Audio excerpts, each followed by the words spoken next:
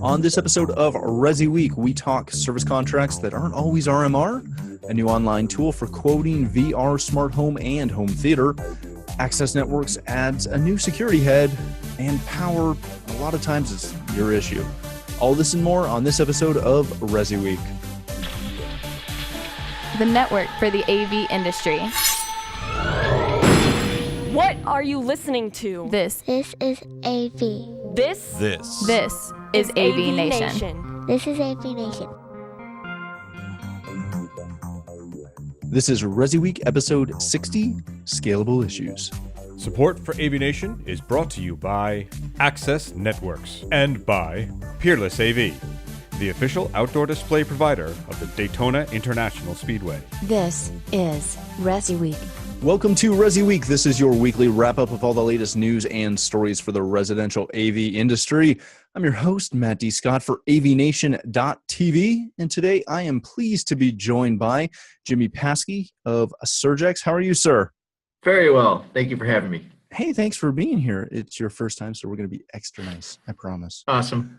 He won't. No, I won't. But notwithstanding, the gentleman who just popped up in his oh-so-friendly way is Todd Puma. He is the president of the Source Home Theater. How are you, Todd? Doing well, Matt. Doing really well. Thank you for pointing that out in my oh-so-nice way. Well, got to do my part, right? I want to give you a virtual hug for that one. Aw, thanks, buddy. Appreciate it. All right, gentlemen, let's jump right into a story that comes to us from Residential Systems. This is from Joseph Kolowski, saying that service contracts and RMR are not the same thing. Now, as you read through this article, one of the things that has been pushed in both the CEDIA channel and the Infocom channel has been that ever important RMR and how to get it and how to obtain it. Now, as you read through this story, Joseph goes on to point out a couple of, kind of really key things that essentially service contracts don't necessarily have to be a paid service plan, that there is a difference between, having a service contract that's dictating your terms of service and your service level agreements that don't necessarily require an opt-in paid membership type plan. Through the article, he goes through to further elaborate on that and kind of show you the best ways to position your company to do that. Todd, looking at obviously this article, but also really RMR as a whole, is there something to be said for properly managing the expectation of what your service level is for each client, whether they're paid or not? Oh, no, I agree. What Joseph stated here is actually what we've been talking about for weeks right now with my employees, is setting expectations from the initial meeting that we have, from the consult. And because once expectations are set, the customer understands what you're going to be providing and your service you're going to be providing. So when the service is over and your installation is over, then the customers know what they're getting and not getting. Like he stated here, which I really respect, is he talked a little bit about still offering a service up to a certain point that's not paid for because you want to give a great customer service to keep the customer wanting more. But you shouldn't give it all. You shouldn't give everything to the client, so then your value gets lost. We've been pushing the service contracts. We make a really good point of, sorry, phone's going off. Oh man, that's kind of embarrassing right there. But at least it's Star Wars. All right, so back to what I was saying. It wasn't the YMCA again. That's a good thing. I just changed that. But back to the important stuff.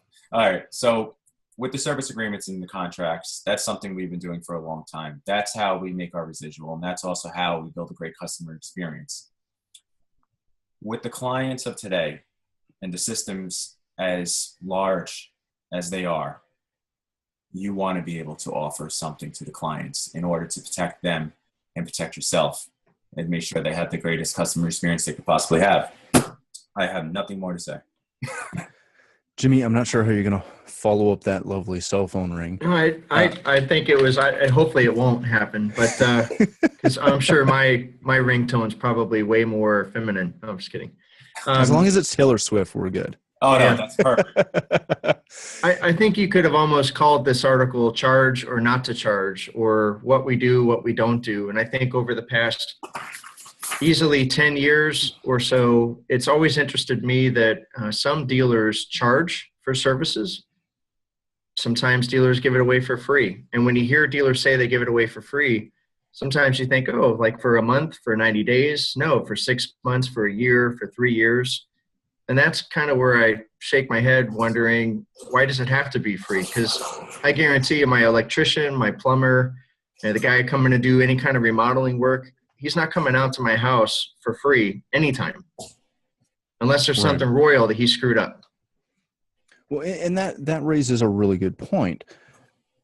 When you look at, supplying a system and installing the system, obviously you have to cover some things, right? If the receiver dies 10 weeks into, their use of it, you've got to cover that. But if they've, dropped a remote, broken a remote, or decided all of a sudden that, we want to change sources that are available in different rooms, if you haven't laid out your service plan properly and your service level properly that your client has signed off on, it leads to confusion. What's the best way for a dealer to go about doing that without, offending the client? Well, that's a case-by-case study. Every job is handled differently. What we offer is a but one. You've got to have a system though. No, you can't expect your employees to make it up or pull it out of a hat for each individual job. Well, I agree, but that's where the expectations are set from the beginning. And also when you're doing the last final walkthrough with the client, you explain what is included.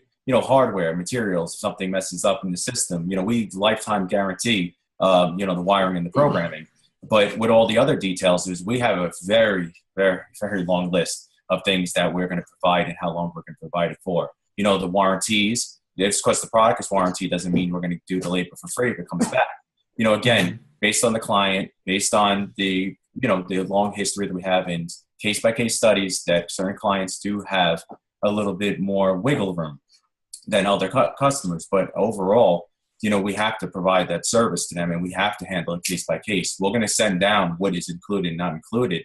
But again, with my staff and, with their handling, they're not going to set those expectations with the customers. They're there to do a job.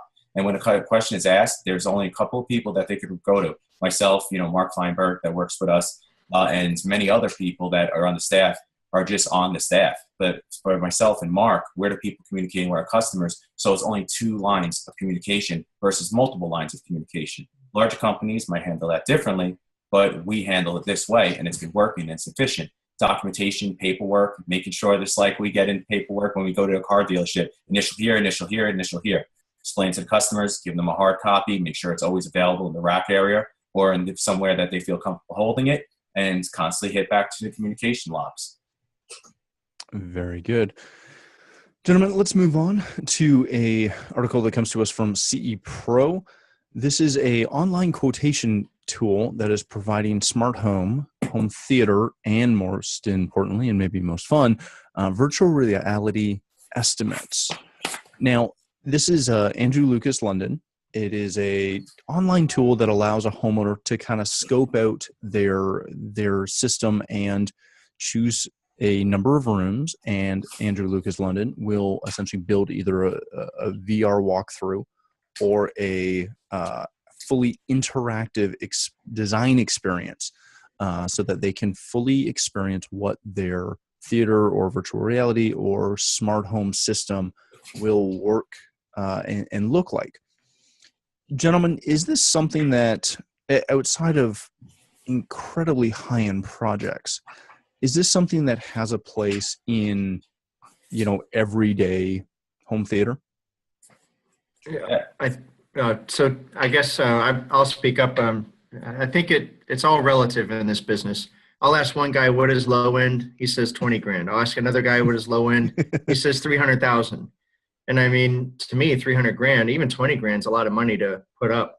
And I think at the end of the day, either of those customers are going to be under the impression that they're spending a good bit of money. And I think either one of them could appreciate the ability to review the project in a, I'll say, closer to transparent way. Because it's interesting, as I was reading this article that's talking about transparency, I almost felt like I physically had to see what this process looked like in order to see how transparent it was. My thoughts exactly. Yeah. Todd, does this broach the conversation, though, of as we're moving forward technology-wise, just in general, that we now have the opportunity and the methods to, outside of just doing a laundry list of, hey, you're getting this stuff, and here's a a paint mock-up of what your user interface will look like. Are we to the point that this is really going to start to become commonplace of providing not only just 3D renders, but 3D walkthroughs and virtual reality walkthroughs? I think it is. Listen, we're moving forward, right? We have voice control at this point that we never expect to have. With systems like this and showing the customer something, giving them something visually or something to hold, and in this case, you're not holding it, but you're holding the virtual reality glasses if this is the way it's going to go, or the iPhone. I feel it is a good user experience. Right now, is it going to cost more?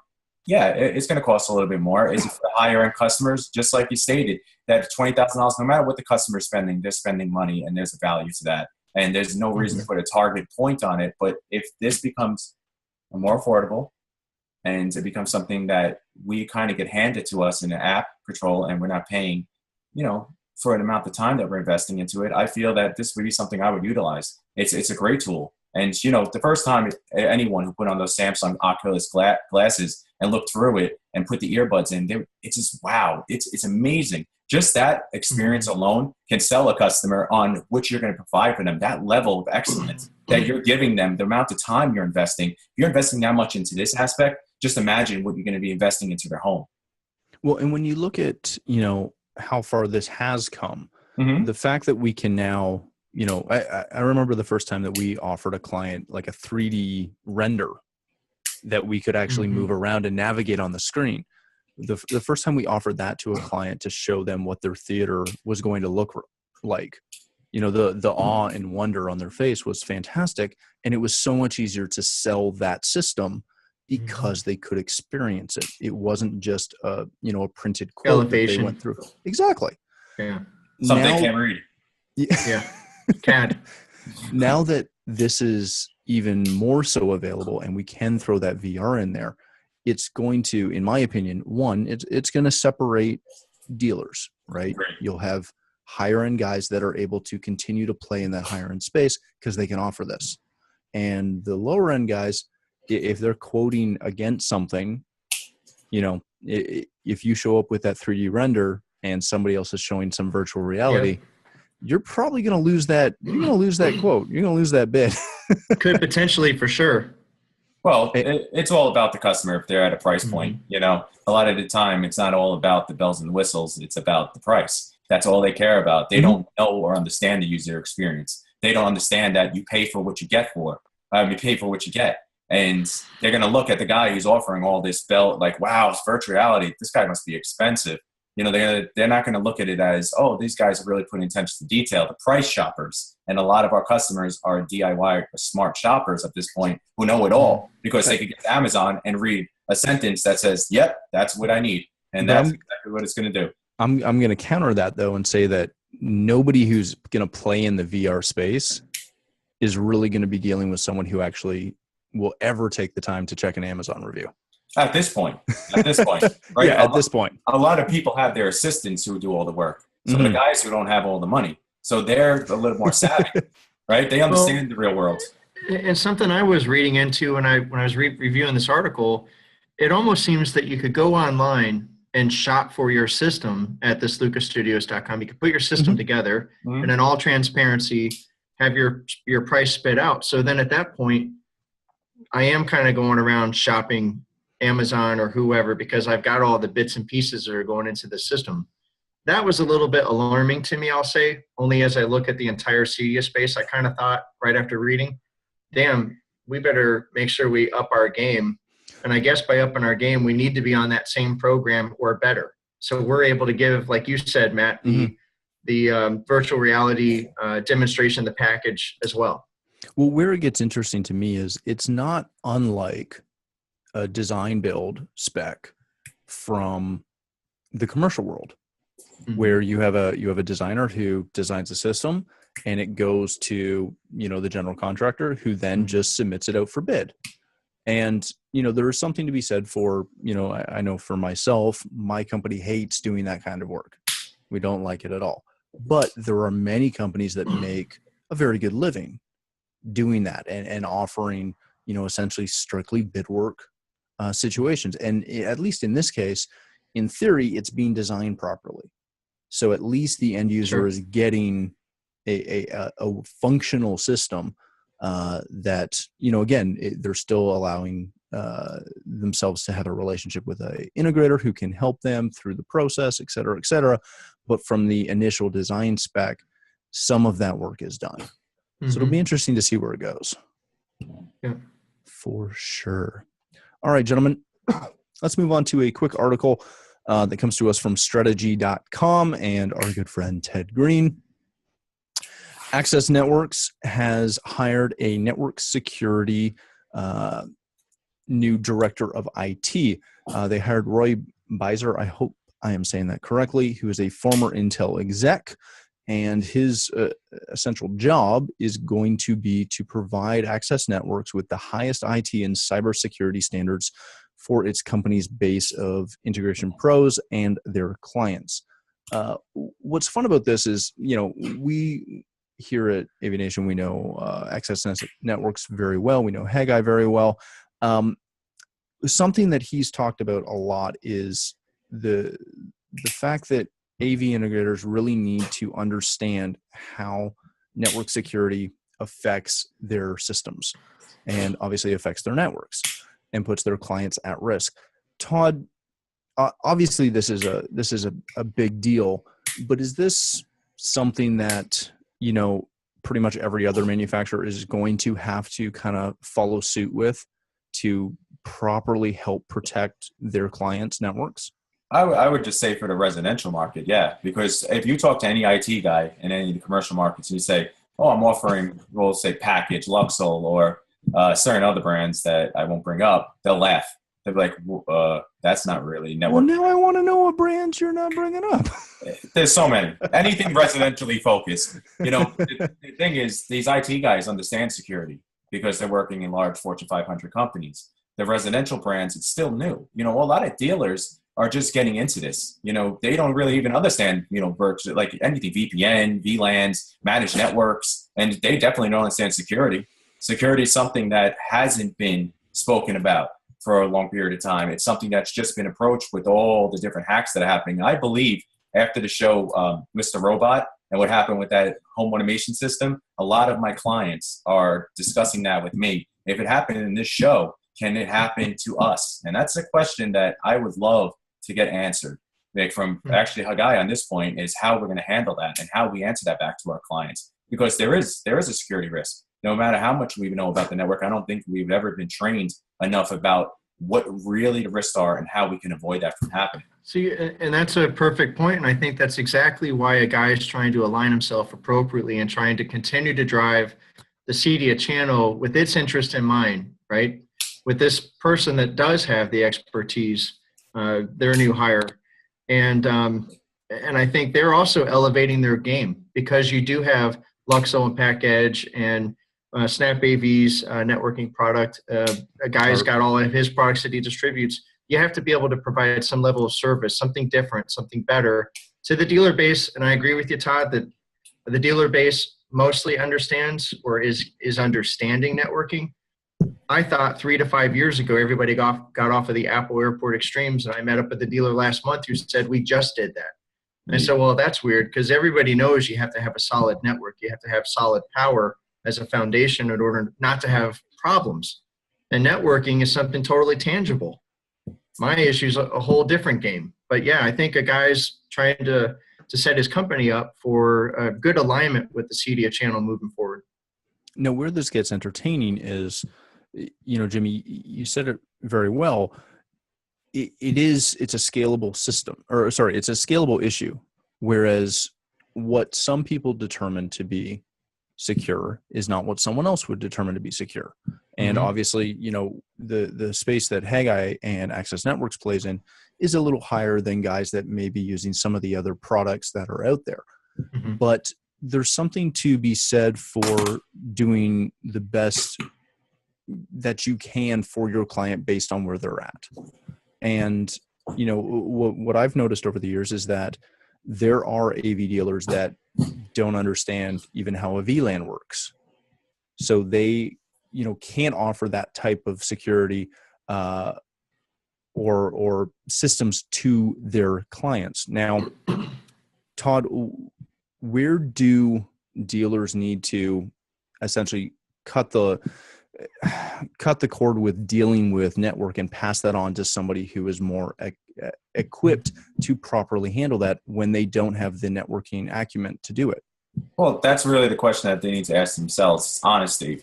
It's not about the dollar. If you feel like you can't handle something, just pass it along to the professionals. That's what a guy in his company is there for. Is we get a lot of large projects, and you know what? There's things that come up that not even we can answer. You know what? That's where you need the professionals. Is I specialize in so many different areas, wearing so many different hats, and I feel the same with my guys as well. Is they're answering a lot of questions, and networking is the most important part of the system. And you know what?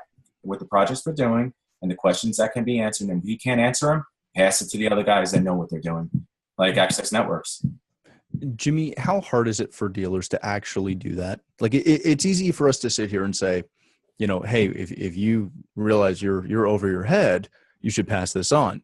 But how many dealers would actually look at it and take a hard, long look and say, you know what, we can handle the basic stuff, but when we get to this level, we're going to pass that on because we don't know. I think if they were smart, they would. But I think the second you say you're not the expert in networking, and networking is such a vital component of a system. Again, if a homeowner's spending a lot of money with you, I think they're going to think otherwise. Like maybe I shouldn't spend this money with this guy. You shouldn't have to say that. So that's the question, right? You're handling your company is handling that. You're partnering with somebody, which the customer doesn't see it on their end. It's a seamless interaction. You're handling pumps. The buck stops with the Source home theater. The buck stops right there. So that's not the end that they need to know. The end is that they need to know to hire somebody that's going to take care of their customer. You need to align yourself with professionals. And companies like Access Networks, they're not going to cut you out. They're not going to try to go to your customer in 6 months to a year and say, hey, I'm a New York-based company. I'll manage your network on the side just because the relationship didn't work out. That's a really good point. Yeah, it's a really good point because I think then if you don't go to somebody like an Access or maybe some other, maybe Luxel does this or PackEdge does this down the road, but if you don't do that, it's a consistency issue as well. Your level of work might be completely different than the guy who's helping you out, the subcontractor. Right.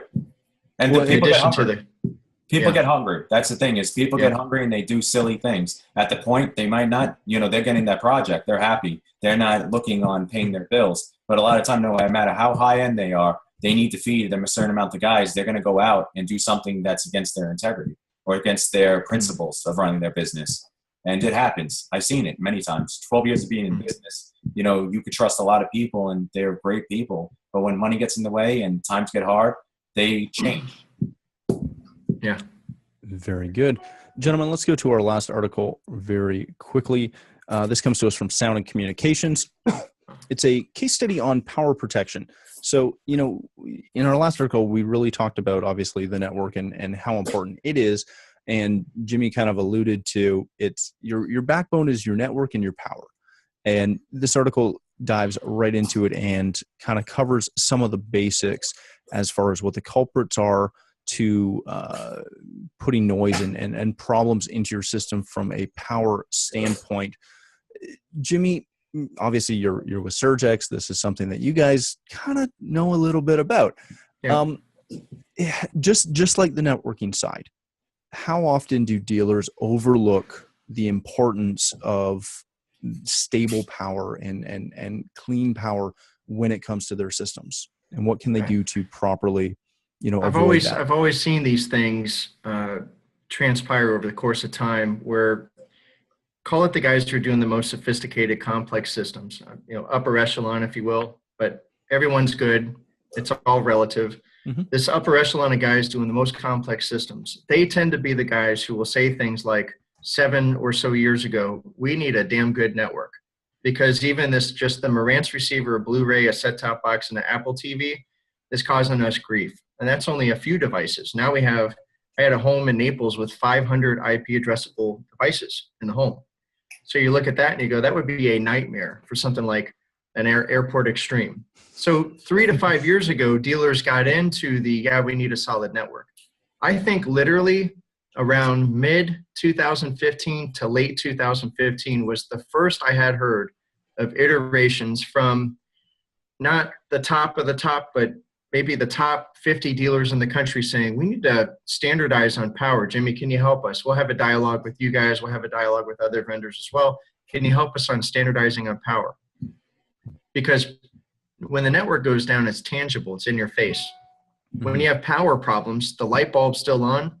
An electrician can see 120 out of the outlet. So where's the problem? That's the issue I see all the time.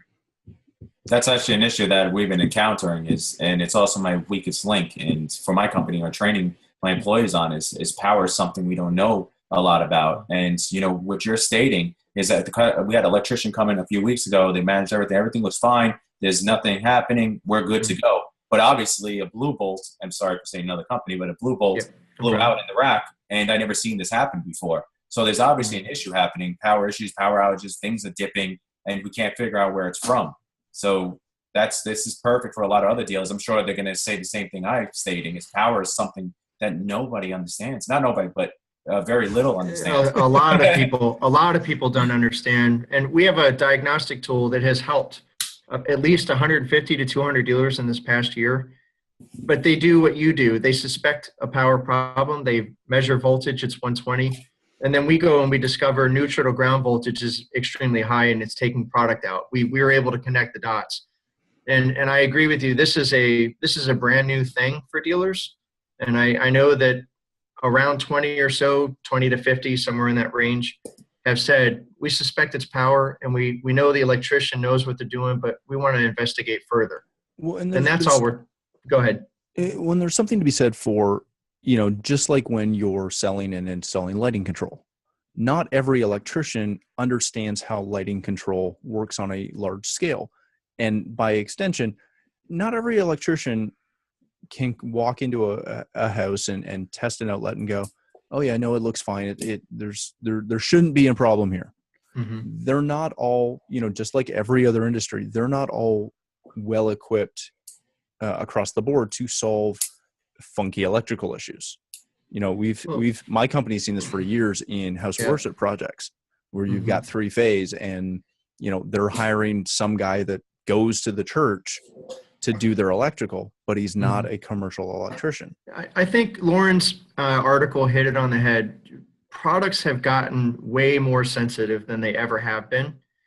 And you need good power, you need good networking to try to resolve, not react to the issues that those jobs are having because of that.